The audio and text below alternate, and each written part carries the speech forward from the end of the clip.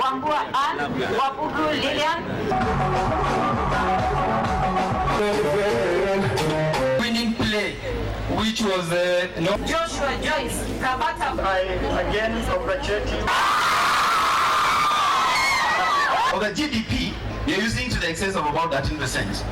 And this I'm saying because if you look at the people now who are graduating from private institutions and the people from public, in fact, they are about 50-50. So that means if we never had these private institutions, then it means the government will be using double what they are using to achieve what we are having right today now. At university level, could send students to privately owned universities. Can this be extended to private colleges?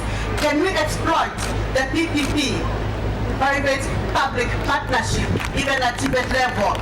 When things do not work hand the way you want as young people, that is why we are realizing that our young people are being frustrated. They're becoming hopeless. And what happens after that? They succumb to desperation. And therefore, they get lured into so many other diverse, like extreme ideologies, so to which now divert your attention towards positive thinking of life.